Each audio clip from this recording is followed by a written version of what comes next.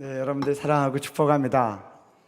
코로나 사태 속에서 또 이 새벽에 폭우를 뚫고 오신 여러분들에게 하나님께서 이 밤에 이 새벽에 특별한 은혜를 주실 줄로 그렇게 믿습니다. 그렇게 마음에 생각이 돼요. 감사하고 오늘 북한의 영적 이해 또 우리 복음 통일에 대해서 나눌 텐데 오늘은 광복 75주년을 여는 첫 새벽입니다. 이 날이 바로 그날 하나님께서 이 토빗의 마지막 날로 정하셔서 오늘 특별하게 하나님께서 여러분들을 복음 통일의 하나님의 동역자로 세우는 이 새벽이 될 줄로 믿습니다. 우리 PPT 올려주시기 바랍니다. 우리 첫 말씀 다 같이 한번 읽으시면 좋겠습니다. 여호와께서 시온의 포로를 돌려보내실 때에 우리는 꿈꾸는 것 같았도다. 바벨론 70년 포로 생활이 끝날 때 이들이 이렇게 꿈꾸는 것 같았다고 고백하고 우리 입에는 웃음이 가득하고 혀에는 찬양이 차섰다고 하는데 우리에게 하나님 이런 꿈꾸는 것 같은 복음 통일의 기적적인 역사를 하나님께서 이제 이루어 주옵소서.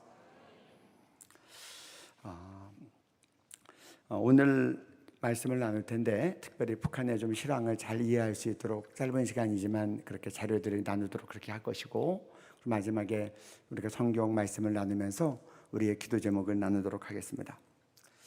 여러분들이 북한에 방문하시면 특별히 평양을 방문하시면 주일날 봉숙교회에서 아마 예배를 드리게 될 겁니다. 봉숙교회 리성숙 목사 당시 리성숙 전도사일 때 외신 기자들 앞에서 인터뷰한 1분 영상을 한번 보시겠습니다. 우리 신앙인들은 하느님 곧 김일성 주석님이다 이렇게 생각한다. 하느님을 김일성 주석님을 하느님과 같은 분으로 그야말로 어쨌든 정교인이니까 기독교인이니까 하느님의 집으로 오는데 집으로 와서 나의 마음속에 있는 하느님 그건 곧 김일성 주석님이다 이런 마음을 가지고 김일성 주석님을 더 잘 믿고 김일성 주석님을 더 잘 받들겠다는 그런 마음을 가지고 그러니까 죽은 예수가 다시 태어나는 부활은 안 믿습니까? 그렇습니다. 저는 예수가 죽었기 때문에 다시 태어난다 이렇게는 그렇게는 믿지 않습니다. 우리 지금 과학의 시대에 사람이 죽었다 다시 산다는 걸 믿을 사람이 없죠. 이게 이제 봉숙교회 리성숙 전도사가 공개적으로 이렇게 외신 기자들 앞에서 인터뷰한 내용입니다. 어떻게 하면 교회 교역자까지 이런 신앙 고백을 하나? 내가 기독교인이라 교회에 나오지만 내 마음속에 있는 하나님은 김일성 주석님이다. 이렇게 얘기하는 겁니다. 먼저 북한의 공교육을 한번 보겠습니다. 여러분들 보시면 이렇게 각종 교과서들이 나와 있습니다. 그 다음이요 보면 여기 보면 뭐라고 나와 있습니까? 김일성 대원수님 어린 시절 이렇게 나와 있어요. 지금 일주일에 지금 2시간씩 배우는 겁니다. 지금 초등학교 4학년 1학기 교과서입니다. 그 다음이요. 여기는 김종숙 어머님의 어린 시절, 김정일의 어머니, 김일성의 처입니다. 일주일에 1시간. 그 다음에 김정일 원수님 어린 시절, 일주일에 2시간. 김정일 시대에 이렇게 일가족에 대해서 초등학교 4학년이 일주일에 5시간씩 배우는 겁니다. 거기서는 요람에서 무덤까지 김일성 일가에 대해서 배웁니다. 학교 졸업한다고 끝나지 않아요. 계속해서 부녀반, 장년반, 노인반 해서 다 각 반에서 이렇게 죽을 때까지 배우는 거예요. 실례를 한번 들어보겠습니다. 초등학교 3학년 교과서입니다. 가운데 소학교라고 써 있는데 이 소학교가 이제 초등학교를 얘기합니다. 초등학교 3학년 교과서 58과를 한번 보여드리겠습니다. 이거를 보기 좋게 PPT로 만들었습니다. 네, 읽어주세요. 우리 남녘 땅에 새전설 생겼대. 구두닦이 소년들 껌빠리 소녀들 골목골목 모여서 귓속말로 소곤소곤. 김일성 장군님은 축지법을 쓰시더니 위대한 영도자 김정일 원수님은 시간을 주름잡는 축지법을 쓰신대. 네, 됐습니다. 김일성 장군님이 축지법을 쓰신다. 축지법 다 아시죠? 축지법을 누가 썼죠? 네, 홍길동, 손오공 그리고 김일성 이렇게 되는 겁니다. 근데 이제 그 아들은 차별화시켜야 되니까 축지법이라는 말이 있어요. 그 축지법이 뭔지 그 다음을 또 보겠습니다. 신기한 축지법 한 번만 쓰셔도 바다가 잠깐 새에 무트로 변하고 100년 걸려 할 일을 한 해에 제낀데 신기한 축지법 또 한 번 쓰시면 땅속에 금은보화 줄줄 실려 나오고 높고 높은 새집들이 숯불처럼 솟아난데 이제 조국 통일 축지법만 쓰시면 콘크리트 장벽도 모래처럼 무너지고 통일의 큰 경사가 우리 앞에 다가온대. 네. 이게 지금 초등학교 3학년 교과서에 실린 내용입니다. 근데 교과서에만 이런 게 있는 게 아닙니다. 지금 북한에 가면 뮤직비디오를 보면 이 축지법이 다 노래화되어 있고, 또 국립합창단이 오케스트라랑 함께 공연을 할 때도 축지법 노래를 부르는 거예요. 한번 영상을 한번 보시겠습니다.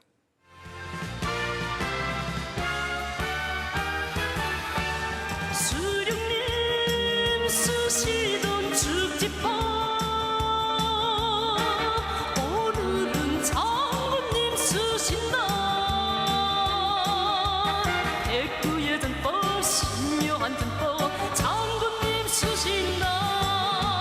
축지법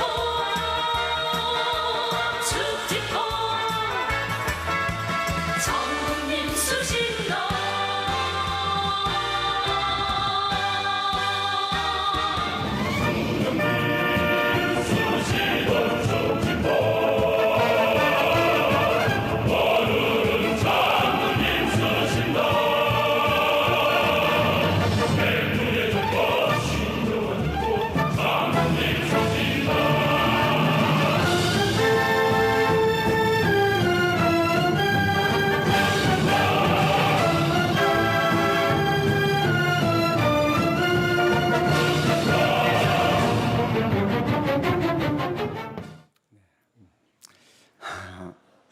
이 노래가 운율이 아주 잘 사람들에게 익히게 돼 있어서 저도 이 강의 여러 번 하고 다니면 제가 서울에 올라올 때 차 안에서 이걸 하고 있어요. 콧노래를. 그런데 김일성 장군님은 축지법만 쓰는 게 아닙니다. 그 다음이요.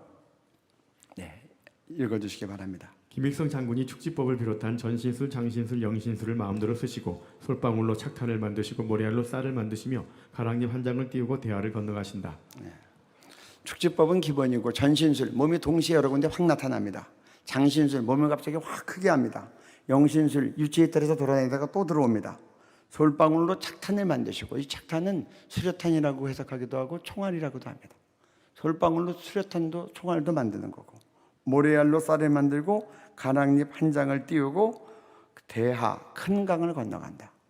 예수님은 무리를 걸으셨는데 김일성은 가랑잎 한 장을 타고 큰 강을 건너간다고 하는 겁니다. 네. 그 다음에 우리 초급 중학교 1학년이면 우리나라로 치면 중학교 1학년입니다. 우리 교과서 국어 교과서 내용을 한번 보겠습니다. 네. 조선인민혁명 군부대들의 드생 공격과 인민들의 투쟁에 더는 견딜 수 없게 된 일제는 1945년 8월 15일 무조건 항복하였습니다. 그리하여 우리 조국은 해방되고 위대한 수령 김일성 대원수님께서 이끄신 항일 무장투쟁은 빛나는 승리로 끝났습니다.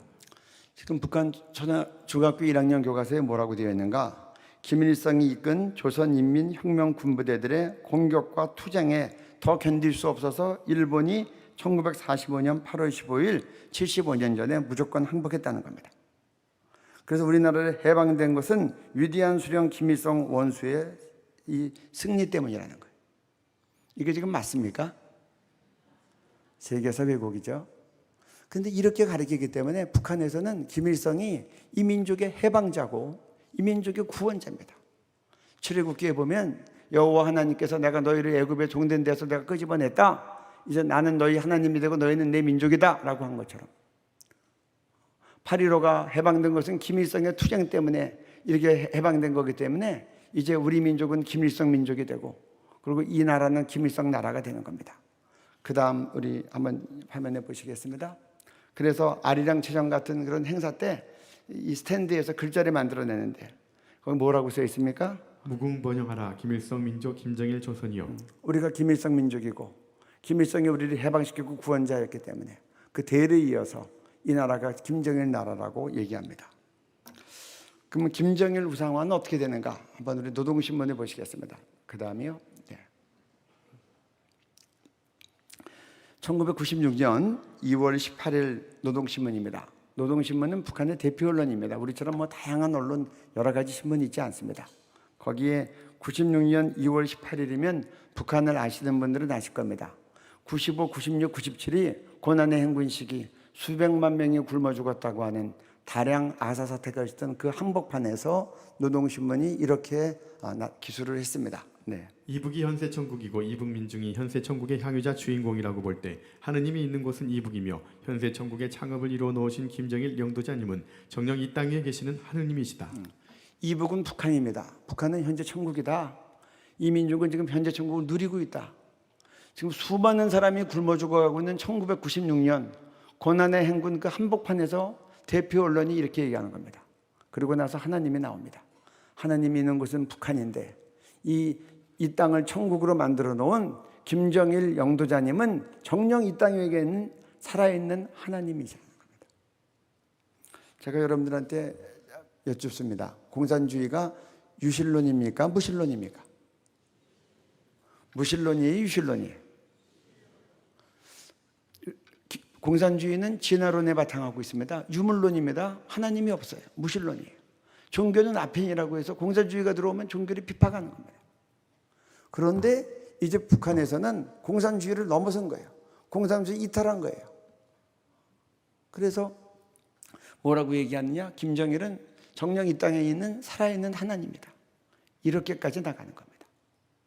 그래서 북한은 엄밀한 의미에서 이제 공산주의라고 할 수 없습니다.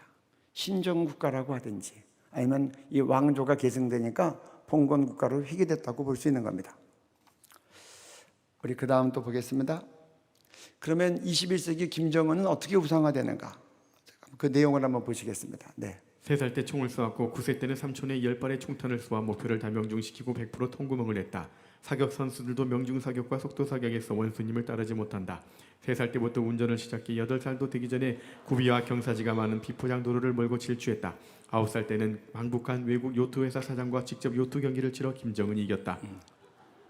그러니까 이제 할아버지 아버지하고 좀 다른 21세기 버전으로 가는 겁니다. 3살 때부터 총을 쐈고 3살 때부터 운전을 했댔는데 여러분 댁내 3살 된 아들이나 딸, 손자나 손녀 운전석에 앉혀놓으면 그 다리가 악셀레이터나 브레이크에 갑니까? 근데 이런 얘기를 만들어서 아이들한테 다 가르치는 거예요. 거짓말도 100번 들으면 진짜가 된다고. 그러면 김정은에 대해서 얼만큼 민중이 또 현지 시찰 나가면 환호하는가? 우리 짧은 영상 한번 보시겠습니다. 우리를 키워주시고 내세워주시는 김동은 장군님 정말 고맙습니다.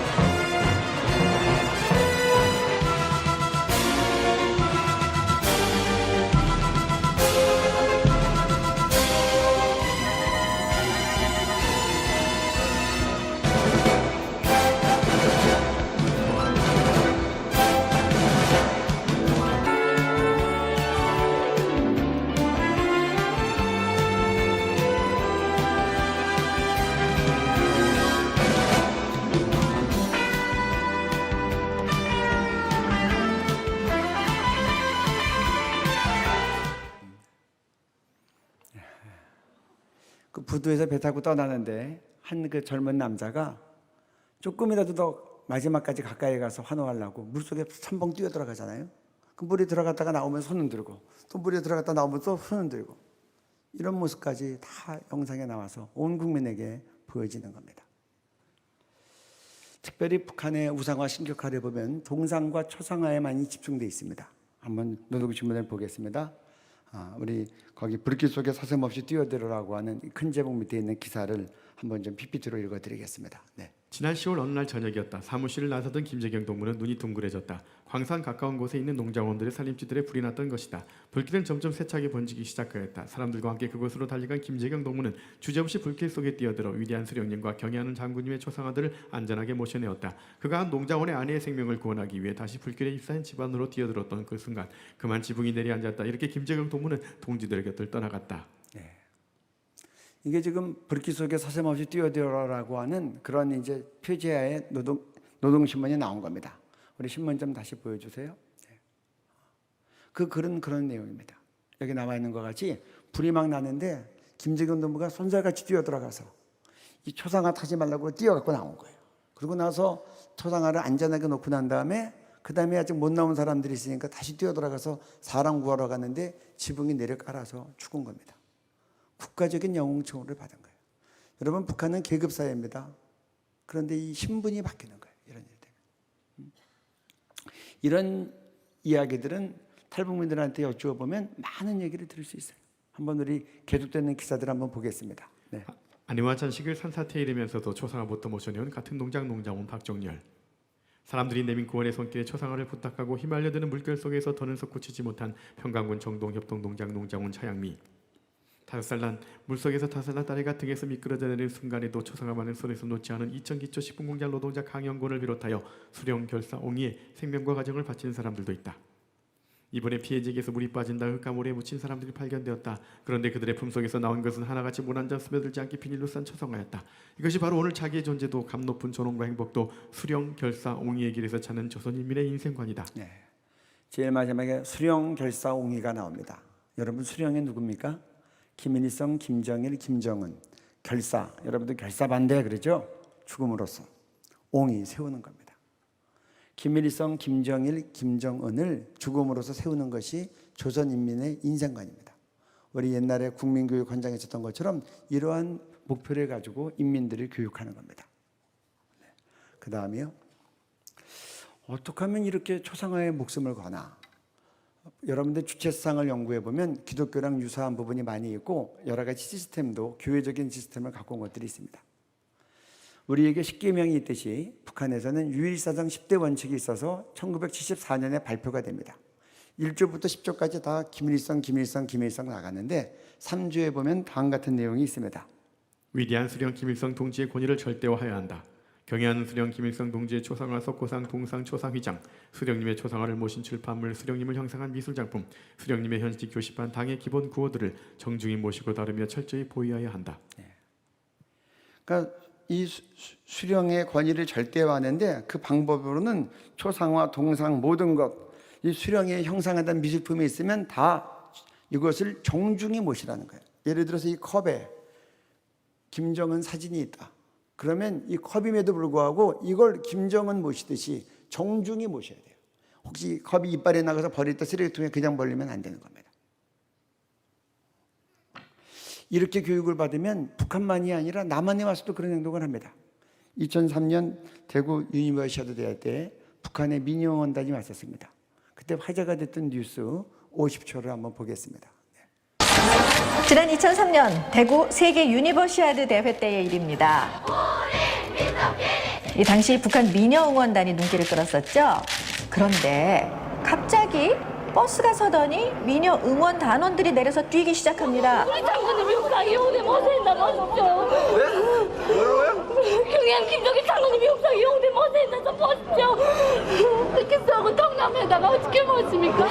이들이 본 것은 김대중 전 대통령과 김정일 위원장의 사진이 인쇄된 플래카드였습니다. 어제도 비가 오고 오늘도 비가 오는데 대책이 안 세지는 것 같습니다. 이제 비가 오게 되면 우리 장관님 영상에 젖어준단 말입니다. 우리 이걸 보고 절대로 그냥 갈 수 없습니다. 어디 하늘에 태양을 이런데가 멋있는 놈이 어디 있나 정말. 결국 플래카드를 떼어내서 사진이 접히지 않도록 그야말로 모셔갑니다. 이제 좀 동상에 대한 부분을 한번 보겠습니다. 네. 이게 좀 만수대입니다. 아까 우리 목사님 기도 제목을 읽으실 때 평양에서 특세하는 모습 나왔는데 아마 그때 8.15 산상기도하면 이 만수대에서 하면 좋을 것 같습니다. 네. 우리 북한 농부들이 저렇게 한복을 입고 절하고 있습니다. 네. 그 다음이요. 김일성 일대기가 다 동상으로 만들어져 있습니다. 네. 쭉 넘겨주시기 바랍니다. 어린 김일성부터 시작해서 청년, 장년, 노년에 이르기까지 이런 김일성 동상이 전국에 38,000개가 있습니다. 그리고 이제 김정일이 죽고 난 다음엔 김정일 동상같이 쌍둥이 동상을 만드는 겁니다. 그래서 우리 동포들이 저렇게 다 거기에 고개 숙여 절하고 있는 겁니다. 저 만수대 동상이 높이가 23m입니다. 그 다음에요. 김일성이 한번 가기로 된 지역에 보면 저렇게 의자가 예정되어 있습니다. 네. 북한의 유적지 김일성이 앉았던 의자, 김정일이 아버지 김일성의 현지 지도 동선을 미리 파악한 후 휴식할 위치에 아버지의 신체적 특성을 고려하여 특별 주문 제작한 의자로 김일성이 앉은 후 유적지로 지정됨. 네. 제가 북한에 갔다 오다 보면 얘기 들었더니 전철에서도 김일성이 한번 앉으면 거기 아무도 못 앉아요. 다 특별 표시해 놓고. 그 다음 또 보겠습니다. 네. 이제 김정일이 김정은을 이제 지도자 교육시킨다고 데리고 다녔을 때 함께 같이 봤던 느티나무가 이제 기념물로 지정이 되는 겁니다. 거기 돌에 써 있는 글을 우리가 한번 보겠습니다. 위대한 영도자 김정일 동지께서 청년대장 김정은 동지께서 보아주신 느티나무. 네.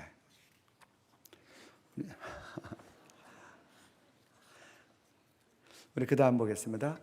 이게 지금 김일성 주체수상 탑입니다. 170m입니다. 기네스북에 올라가 있습니다. 그 다음에요. 이게 지금 북한 전역에 3,000개 넘게 있다고 하는 영생탑입니다. 그 안에 내용을 한번 보실까요? 위대한 김일성 동지와 김정일 동지는 영원히 우리와 함께 계신다. 김일성, 김정일은 죽지 않았습니다. 북한 농부들 마음속에 영원히 함께 있습니다. 이거 보면 떠오르는 성경 말씀 없습니까? 아까 성경 말씀도 다 외우시던데 마태복음 28장 19절 20절에 보면 너희는 가서 모든 족속으로 제자를 삼아 아버지와 아들과 성령의 이름으로 세례를 주고 내가 너희에게 분부한 모든 것을 가르쳐 지키게 하라. 보라 내가 세상 끝날까지 너희와 항상 함께 있으리라. 저는 이 말씀이 떠오르더라고요. 김일성, 김정일은 북한 인민들의 마음속에 영원히 같이 있다고 그렇게 수많은 영생탑에서 얘기하고 있는 거예요. 김정일이 죽었을 때 노동신문이 어떻게 나왔나 한번 보겠습니다. 첫 제목입니다. 네. 위대한 김정일 동지는 우리 군대와 인민의 심장 속에 영생하실 것이다. 네. 김정일은 죽지 않은 겁니다. 군대와 인민의 심장 속에 영생한다고 그렇게 대표 언론이 선포하는 겁니다. 김일성 이 사진이 전국을 싸고 있습니다. 네. 그래서 학교 교실에서도 김일성, 김정일이고요. 그리고 휴게실에 가도 김일성, 김정일이고요. 호텔에 가도 그리고 또 독서실에 가도 그리고 병원에 가도 지하철을 타도 집집마다 김씨 부자가 전 주민을 다 지켜보고 있는 겁니다. 우표에도 김일성, 돈에도 김일성. 돈 접을 때 잘 접어야 됩니다. 저 사진 접히게 하면 처벌받습니다. 사진이 안 접히도록 돈도 접어야 돼요. 김일성 전기가 전국에 깔려 있습니다. 텔레비전 켜도 김일성부터 나오는 겁니다. 그래서 이 태양절이나 김일성 생일 태양절이나 수많은 아리랑 축전을 할 때 이렇게 민족의 어버이신 위대한 수령님께 이것은 김일성께 최대의 경의를 드리는 겁니다. 그 다음이요. 네. 위대한 영도자 김정일 동지께 최대 영광을 드립니다. 우리는 최대 영광을 누구한테 드립니까? 북한에서는 누가 받아요? 김정일이 받고 있는 거예요. 그 다음이요. 우리 당과 국가 군대의 최고 영도자 김정은 동지께 최대 영광을 드립니다. 네. 이제 김정일 죽고 났더니 지금은 북한에서 최대 영광을 김정은이 받는 겁니다. 그 다음에요. 네. 위대한 수령님들께 최대 영광을 김일성, 김정일 주의 만세. 우리 그 밑에 있는 이사야 말씀 다 같이 한 목소리로 읽어보겠습니다. 나는 내 영광을 다른 자에게 내 찬송을 우상에게 주지 아니하리라. 우리가 북한군을 놓고 기도할 때 하나님 우리 북한 농부들이 알지 못하고 저렇게 동상과 초상화에 우상 숭배하다가 죽어가고 있습니다. 하나님 우리의 모든 영광 북한에서도 하나님께 돌리게 하여 주옵소서. 우상의 찬송을 받지 못하게 하여 주옵소서. 이사야서 42장 8절 말씀이 북한 땅에 성취되게 하여 주옵소서. 한국교회가 이렇게 기도해야 됩니다. 그 다음 사진을 한번 보겠습니다. 네. 오래전 평양의 주체 사상탑 앞을 거니는 김일성의 모습. 한여름이 되자 사진 속 김일성이 더울까봐 선풍기를 틀어주는 것. 그러니까 미혹이 심해지니까 이렇게까지 나오는 거예요. 사진에 있는 이 수령님들도 다 현연했다고 생각하니까. 그 외신 기자들이 이걸 보고 이해를 못하는 거예요. 제가 질문합니다. 김일성 주체수상이 이름 그대로 사상입니까? 아니면 하나의 종교입니까? 2007년 어디런트닷컴이 세계 10대 종교를 발표했습니다. 그런데 10번째 종교로 김일성 주체수상이 종교로 꼽혔어요. 종교가 되려면 교주, 교리, 교인 3요소가 발표가 되는데 어디런트닷컴에서 어떻게 발표했는가를 보시겠습니다. 교주 김일성, 김정일, 교리 김일성 주체사상, 교인 북한 전주민 1900만. 네. 지금 시간 관계상 제가 다 설명을 못하는데 더 자세히 알기를 원하시는 분들은 교보문고나 가면 북한 바로 알기가 있습니다. 제가 쓴 책인데 참고하시면 더 자세히 보실 수 있습니다. 이제 우리 좀 뉴스를 한번 보겠습니다. 북한이 기독교 박해지수 세계 1위입니다. 2002년부터 2020년까지 19년째 연속 1위인데 지금 이것은 최근에 정부산하통일연구원에서 나온 북한 인권백서에 나온 걸 가지고 지난 5월 달에 국민일보 뉴스가 나온 겁니다. 한번 보시겠습니다. 북한 끊이지 않는 기독교 탄압, 성경 갖고만 있어도 공개 처형. 통일연구원은 북한 인권백서 2020에서 2018년 평안북도 평성에서 성경을 소지했다는 이유로 2명이 공개 처형, 총살됐고 2015년 황해북도 길성 포항에서도 기독교 전파를 이유로 여성 2명이 공개 재판을 받은 뒤 처형, 사형됐다고 전했다. 성경책을 소지한 게 밝혀지면 가족까지 밤에 몰래 끌려가곤 한다고 전했다. 백서는 북한 주민들이 일상생활에서 종교를 갖는 것은 사실상 불가능하며 북한에 공개된 일부 교회 역시 해외 종교인 및 관광객 등을 대상으로 한 정치적 목적의 대외 선전용에 불과하다고 밝혔다. 네. 북한 인권백서가 발표된 다음에 곧바로 나온 뉴스입니다. 우리 앞으로 갑시다. 바로 앞으로. 여러분, 우리 성경이 얼마나 흔합니까? 북한 농부들이 이 성경 소지했다 발각됐다고 공개 총살을 당하는 거예요. 전도했기 때문에 총살을 당하는 겁니다. 온 가족이 밤에 끌려갔다는 건 온 가족이 정치범 소용소에 끌려가는 거예요. 제가 오늘 시간 관계상 수용소 영상을 보여드리지 못하는데 정말 지옥이 있다면 수용소가 지옥인 겁니다. 그 다음이요. 이게 지금 인권백서 이번에 발표된 겁니다. 인권백서에서 구체적으로 642건에 대한 진술을 소개하고 있습니다. 그 다음이요. 우리 북한의 기독교 박해 사례 보겠습니다. 종교인들을 함께 데리고 공산주의 사회로 갈 수가 없습니다. 그래서 우리는 기독교 천주교에서 집사 이상의 간부들은 모두 재판에 처단 사형해버렸고 종교인들은 죽여야 그 버릇을 고친다는 것을 알게 되었습니다. 1962년 김일성의 사회안전부하 달규시. 여기서 집사 이상 되시는 분 한번 손들어 보십시오. 북한에 계셨으면 다 순교하셨습니다. 이렇게 북한 동포들이 순교를 당하고 교회가 완전히 지하로 들어간 겁니다. 더 구체적인 최근 뉴스를 한번 보면, 한번 우리 MBC 뉴스를 한번 보겠습니다.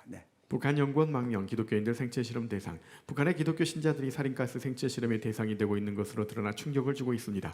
핀란드로 망명한 자강도의 관계 미생물연구소 소속 연구원 47살 이모 씨는 한 해 200여 명의 북한 주민들이 살인가스와 탄저근 성능 강화 시험에 이용됐다고 밝혔습니다. 지난해 탈북한 이 씨는 생체 실험의 실험 대상은 주로 강 정치범 수용소의 정치범들과 기독교인들이며 강계연구소 지하 2층에서 이들 유리관 속에 가둬 살인가스 실험을 했고 이 같은 내용을 기록한 실험 데이터를 15기가 분량의 USB에 담아 망명한 것으로 알려졌습니다.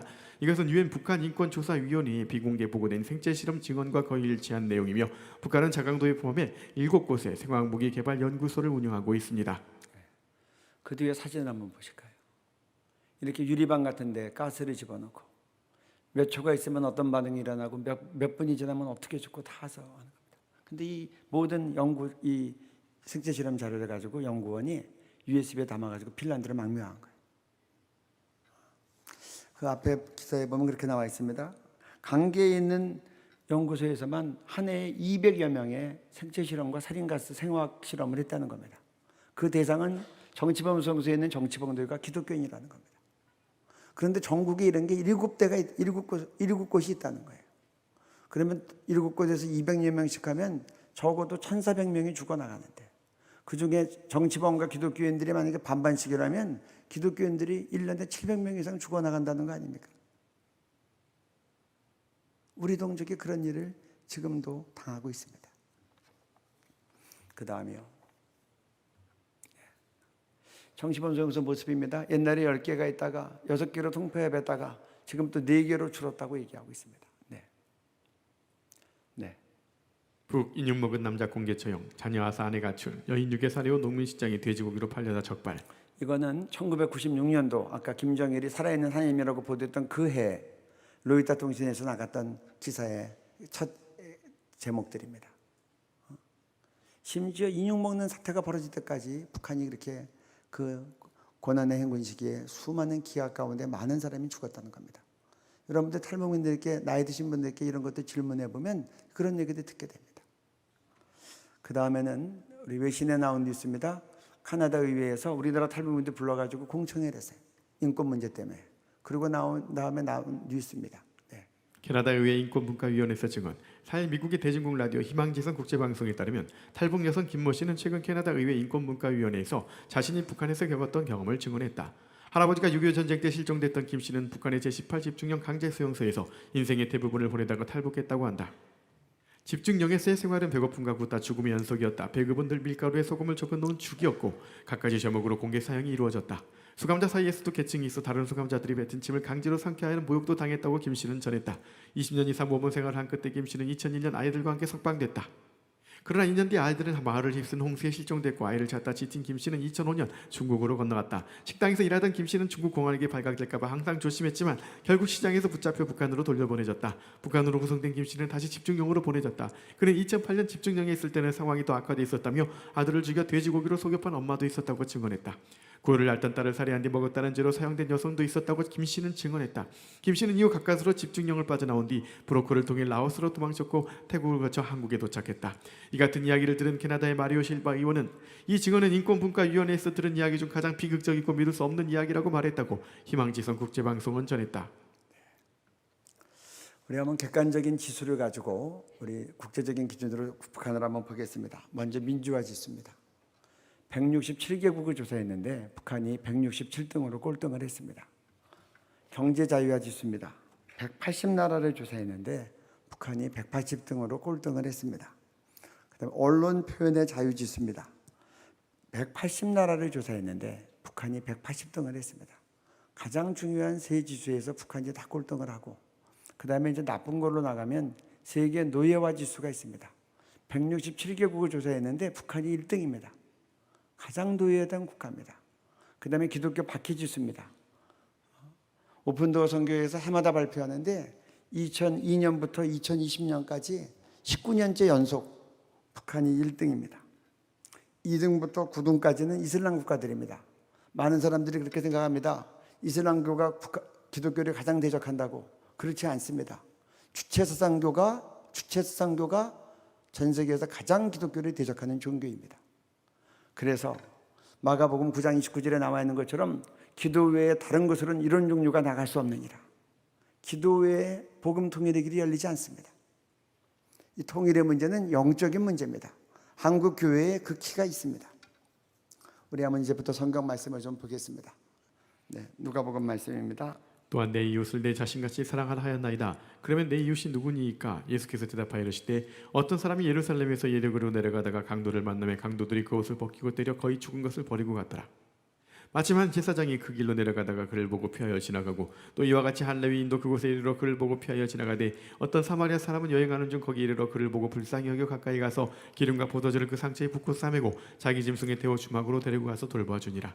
그 이튿날 그가 주막 주인에게 데나리온 2를 내어주며 이르되 이 사람을 돌보아주라. 비용이 더 들면 내가 돌아올 때 갚으리라 하였으니 내 생각에는 이 세 사람 중에 누가 강도 만난 자의 이웃이 되겠느냐. 이르되 자비를 베푼 자니이다. 예수께서 이르시되 가서 너도 이와 같이 하라 하시니라. 여기 계신 분들 잘 아는 말씀입니다. 율법학자가 내 이웃을 내 몸같이 사랑하라고 하는데 이웃이 누굽니까? 라고 질문합니다. 그러니까 예수님께서 이 예화를 듣는 겁니다.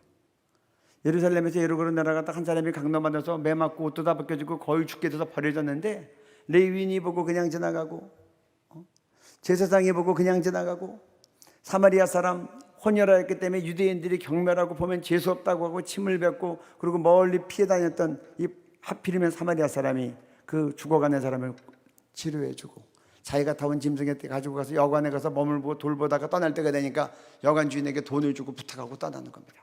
그리고 예수님께서 그렇게 물어보십니다. 거꾸로 묻는 겁니다.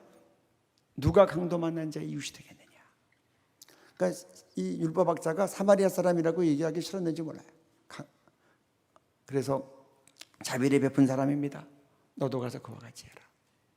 저는 네 이웃을 내 몸같이 사랑하는 말을 옛날에는 그냥 별로 생각 안 하고 지냈어요. 내 이웃이면 우리 가족, 우리 교인, 우리 친척, 우리 동네 사람들, 내 직장 동료들. 근데 예수님의 설명은 다를 거예요. 강도 만난 사람이랑 사마리아 사람이랑 같은 동네 살았겠어요?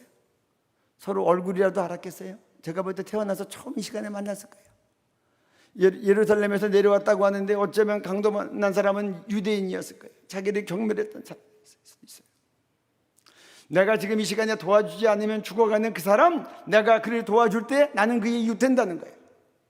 우리가 생각하는 것처럼 가까운 사람들끼리 끼리끼리 잘해주고 끼리끼리 축복하고 끼리끼리 나눠갖고 이거 아니고 주님이 얘기하시는 내 이웃을 내 몸같이 사랑하라 해서 그 이웃은 지금 내가 도와주지 않으면 죽어가는 그 사람 내가 도와줄 때 나는 그 이웃이 된다는 거예요.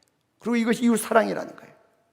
혹그가 나를 경멸했었을지라도 오늘 주님이 우리에게 그렇게 얘기하세요. 누가 김일성 주체상이라는 강도 만나서 이 세상에서도 지옥같이 살다가 죽어서는 진짜 지옥 가는 북한 농부들의 이웃이 되겠느냐? 오늘 이 아침에 우리에게 주시는 말씀이에요.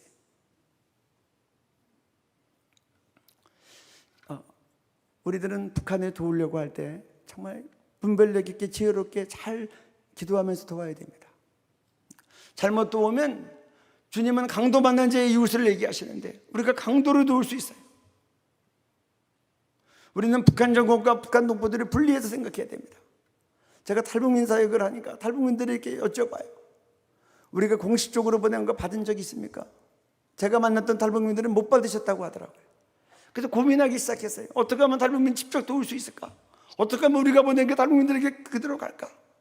근데 지금 여기 계신 탈북민들이 많은 분들이 북한에 있는 가족들에게 송금을 하세요.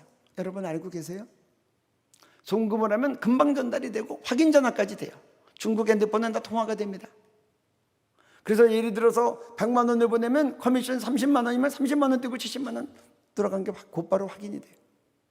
제가 한 번은 탈북민 할머니가 딸에게 송금하고 난 다음에 전화 통화하는 걸 옆에서 들었어요. 돈 받은 거 확인하고 난 다음에 이렇게 얘기하시더라고요. 이거 내가 보낸 거 아니야. 교회가 보낸 거야. 혼자 먹지 말고 나눠 먹. 두 번째로 이렇게 얘기하시더라고요. 너 이제 어려울 때 하나님께 기도해. 이제 점쟁이한테 가지 말고 이제 하나님 앞에 기도해. 제가 참 충격도 됐고 감동도 됐어요. 저희는 탈북민들이 가족 송금하는 분들을 돕기 위해서 교회 절기가 되면 부활절, 성탄절례 이게 보낼 분들에게 저희가 부족하지만 도움을 드립니다. 그리고 구정과 추석 때 그러면 그분들이 다 아는 거예요. 살아있어야 복음의 날에 복음 듣고 구원받을 거 아닙니까? 우리 한국교회는 정말 고민해야 됩니다.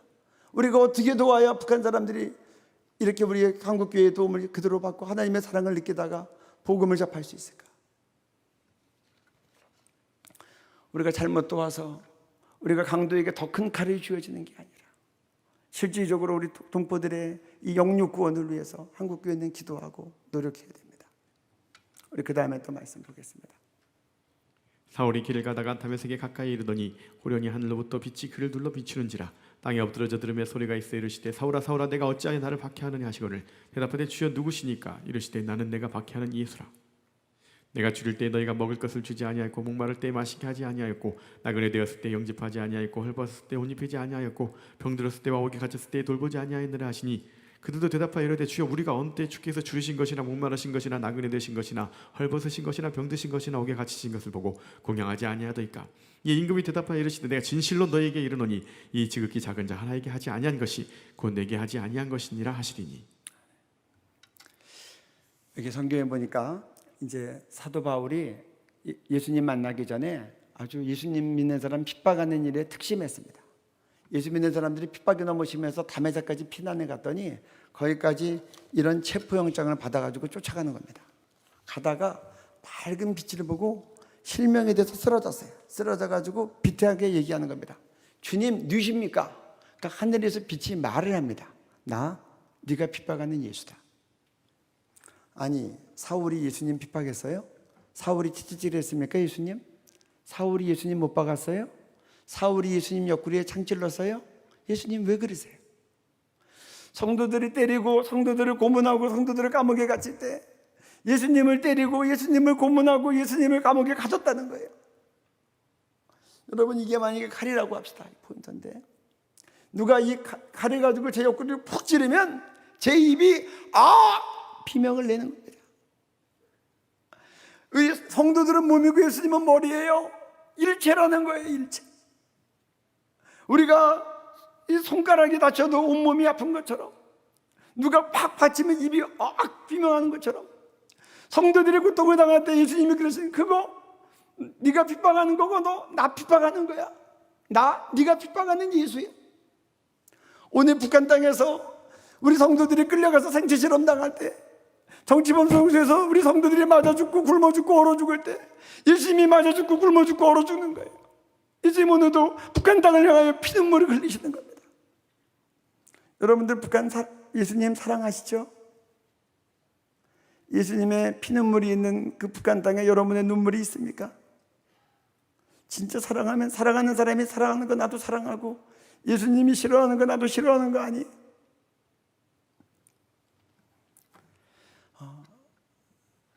제가 아는 한 탈북민 할머니가 자녀가 많은데 북한에도 자녀가 많고 남한에도 같이 탈북한 자녀가 있고 또 캐나다 간 자녀도 있어요. 근데 그 북한에 있는 따님 중에 한 명이 정치범 수용소에 있었어요. 저희가 명절이 되면 탈북민 잔치를 하는데 제가 그 할머니가 보면 눈치가 보였어요. 왜냐하면 좋은 음식 대할 때 수용소에 있는 딸이 생각날까 봐. 남한에 있는 자식들이 명절이라고 옷이랑 돈이랑 갖고 오면 그 어머니 마음이 어떨까? 제 마음은 그럴 것 같아요. 이거 필요 없어. 북한의 수용소에 있는 네 동생 빼와. 이게 엄마 마음 아니겠어요? 저는 주님의 마음은 북한에 꽂혀 있다고 생각해요. 왜냐고요? 제가 한 장애우 어머니가 이렇게 간증하는 거 들었어요. 지금은 시설이 좋지만 장애인 시설이 옛날에 시설이 안 좋았잖아요. 시골에서 아들이 학교 다니는데 늘 업어다가 갖다 놓는 거예요. 끝나면 그 어디를 업고 오는 거예요. 그러면서 고등학교까지 졸업을 시켰는데 어머니가 얼마나 힘들겠어요. 근데 어머니가 사람들 앞에 그러시더라고요. 내가 내 아들보다 하루만 더 살고 죽었으면 좋겠다. 누가 내 아들을 나처럼 돌봐줄까?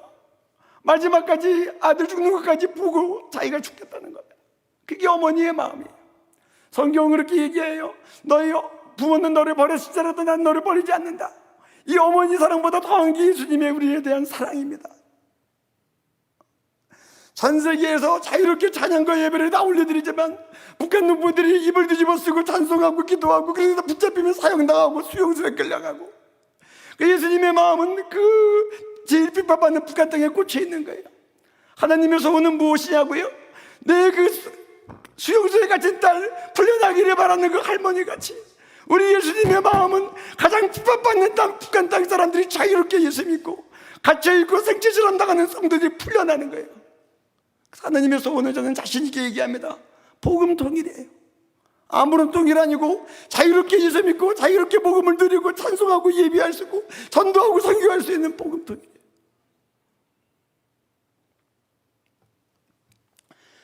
우리가 훗날 주님 앞에 다 설 겁니다. 우리가 주님 앞에 섰을 때 주님께서 내가 북한 땅에서 굶어 죽을 때 네가 나를 위해서 아무것도 하지 않았다. 내가 예수 믿다 발각되어 끌려가서 고문당하고 생체실험당하고 수용소에 가서 그 추운 겨울에 맞아 죽고 얼어 죽을 때 네가 나를 돌보지 않았다.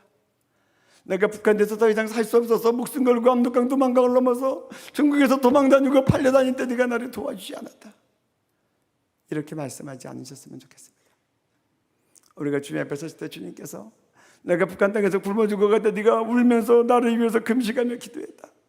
내가 수용소에 끌려가서 생체실험당하고 고문당할 때 너희들이 수용소에 갇힌 성도들과 정치범들이 풀려나라고 부르짖으며 기도했다.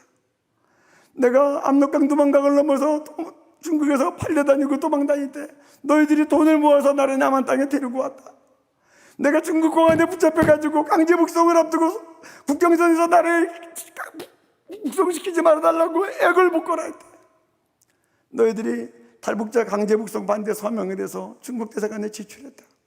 그리고 고맙다고 우리를 품에 꼭 안으셨으면 좋겠습니다. 저도 예전에 청년 사역을 했습니다. 이대다락방에서 청년들이 주님 사랑한다고 눈물이 흘리고 부흥을 달라고 막 기도하는데 한 번은 제가 그랬어요. 너희들 부흥 달라고 기도하는 것도 좋아. 그런데 먼저 그 나라와 그 일을 구해. 주님의 마음은 북한 농부들 살려나기를 위해서 우리 남한 형제들이 일어나기를 바라는데 북한 농부들 살려달라고 좀 기도 좀 해. 그러면 부흥은 그냥 오는 거야. 우리 그 다음 말씀 보시겠습니다. 누구든지 자기 친족 특히 자기 가족을 돌보지 아니하면 믿음을 배반한 자여 불신자보다 더 악한 자니라. 내가 그리스도 안에서 참말을 하고 거짓말을 아니하노라. 내게 큰 근심이 있는 것과 마음에 그치지 않는 고통이 있는 것을 내 양심이 성령 안에서 나와 더불어 증언하노니 나의 형제 곧 고르게 친척을 위하여 내 자신이 저주를 받아 그리스도에게서 끊어질지라도 원하는 바로라. 오늘 성경은 핏줄적인 책임을 얘기합니다. 누구든지 자기 친족, 특히 가족을 돌보지 아니하면 믿음을 배반한 자여 불신자보다 더 악한 자다. 친족과 가족 가운데 복량할 사람이 있으면 자기가 복량해야 되고, 더 나아가서 영적인 문제도 그렇습니다.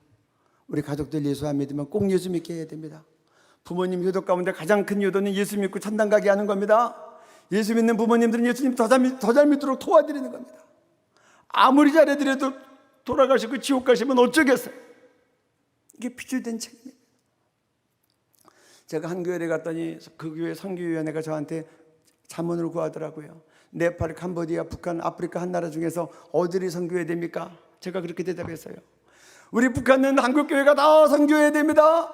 우리 핏줄은 선택의 대상이 아닙니다. 우리 아버지, 어머니, 동생, 누나가 예수 안 믿는데 그 사람이 선택의 대상입니까?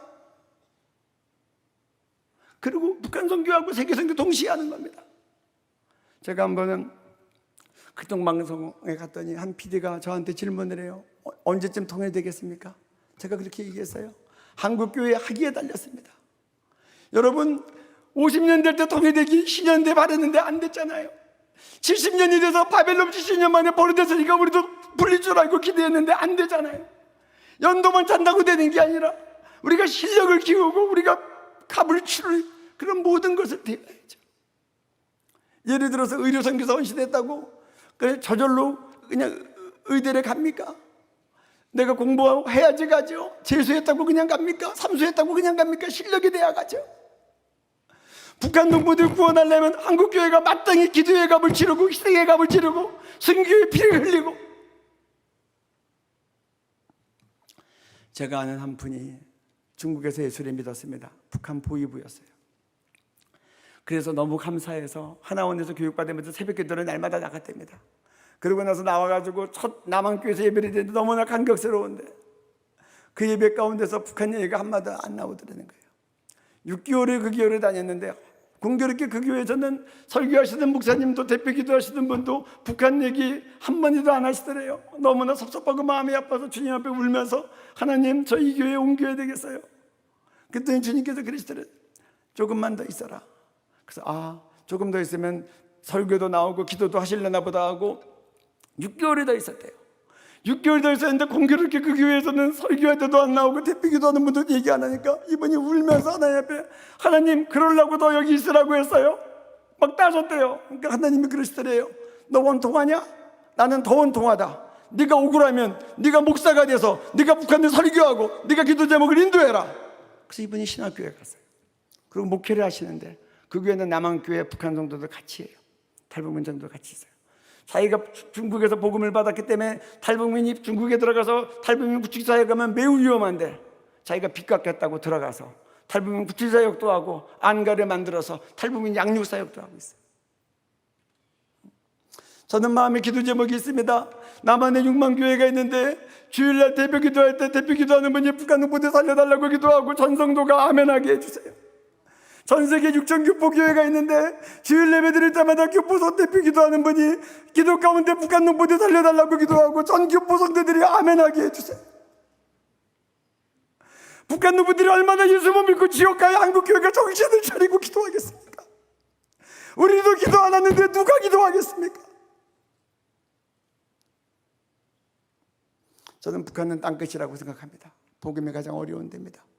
그래서 남한교회, 해외 교포교회 그리고 세계교회가 함께 기도해야 되는데 하나님은 그 핏줄적인 핏값을 남한교회에 물으십니다.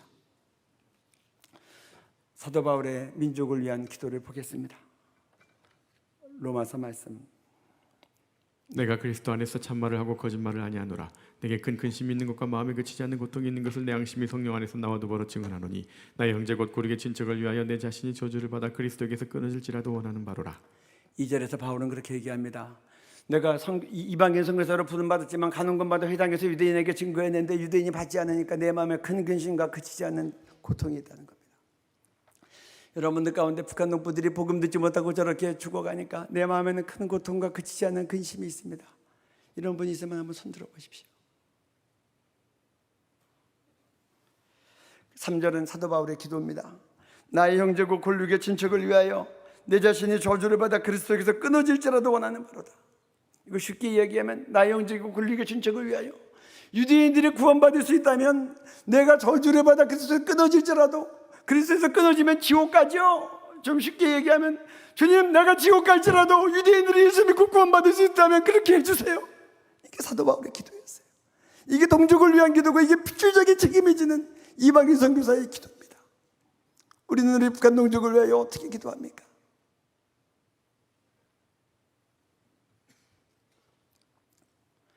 이제 우리 한국교회가 분단 75주년을 맞으면서, 하나님 이제 반쪽의 광복이 한반도 전체의 광복이 되게 해주옵소서.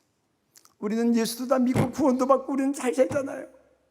여러분 나이 드신 분들은 다 느끼겠지만 우리가 어렸을 때 얼마나 못 살았습니까? 지금처럼 잘 사는 게 꿈 같은 거 아닙니까? 우리 동족들은 지금 전 세계에서 가장 비참하게 살고 있는데, 가장 인권이 유린되고 무엇보다도 예수 믿을 자유가 없이 동상과 초상화에 자라다가 이 세상에서도 지옥같이 살다가 죽어서 진짜 지옥 가는데, 한국교회가 여기에 대해서 주님의 눈물에 함께 동참하지 않으면 누가 북한 동포를 구하겠습니까? 하나님께서 광복 75주년 8.15의 새벽을 넘는 이 시간에 토비스의 마지막 날로 맞추셨습니다. 포구를 뚫고 오신 여러분들을 주님의 이름으로 축복하고, 이 아침에 주님께서 여러분들을 복음 통일을 위한 동역자로 부르십니다. 기도하시겠습니다.